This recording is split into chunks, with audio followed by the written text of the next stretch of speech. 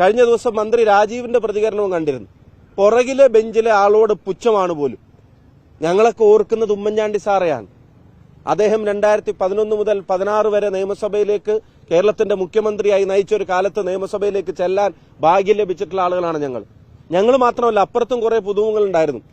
ആ പുതുമുഖങ്ങൾ അസംബ്ലിയിൽ എഴുന്നേറ്റ് ചോദിക്കുന്ന ഓരോ ചോദ്യങ്ങൾക്കും മുഖ്യമന്ത്രിയായിട്ട് പോലും വഴങ്ങിക്കൊടുത്ത് അതിന് ഓരോന്നിനും മര്യാദയോടെ സാമാന്യമായ മര്യാദ പാലിച്ചുകൊണ്ടുള്ള മറുപടി അദ്ദേഹം പറയുന്നത് ഞങ്ങളൊക്കെ കേട്ടിട്ടുണ്ട്. ചിലപ്പോഴൊക്കെ ഞങ്ങൾ ചോദിച്ചിട്ടുണ്ട്, ഈ പുതിയ അംഗങ്ങൾക്കൊക്കെ സാർ ഇത്ര വഴങ്ങണമെന്ന്.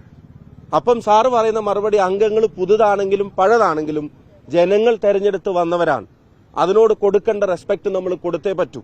എന്നിട്ട് ഓരോന്നിനും എഴുന്നേറ്റൊന്ന് മറുപടി പറയുന്ന ഒരു സാറിനെ ഞങ്ങളൊക്കെ കണ്ടിട്ടുണ്ട്. അപ്പൊ അതൊന്നും മാതൃകയാക്കാൻ ഇവരെ ഉപദേശിച്ചിട്ട് കാര്യമുണ്ടെന്ന് ഞാൻ കരുതുന്നില്ല. പക്ഷേ 9ാം നിരയിൽ ഇരിക്കുന്നവരോട് പുച്ഛം 1ാം നിരയിൽ ഇരിക്കുന്നവർക്കുണ്ടെങ്കിൽ അവർ മനസ്സിലാക്കേണ്ട ഒരു കാര്യം, നിര 1 ആണോ 9 ആണെന്നൊക്കെ തീരുമാനിക്കുന്ന കേരളത്തിലെ ജനങ്ങളാ. 1ാം നിര ആരുടെയും തറവാട്ട് വകയോ ഫിക്സഡ് ഡെപ്പോസിറ്റോ ഒന്നുമല്ല. ജനങ്ങൾ തന്നതാണെങ്കിൽ അത് തിരിച്ചെടുക്കാനും ജനങ്ങൾക്കറിയാം. ഈ അസഹിഷ്ണുത അത് പൊറുക്കാനും സഹിക്കാനും കഴിയുന്നതല്ല.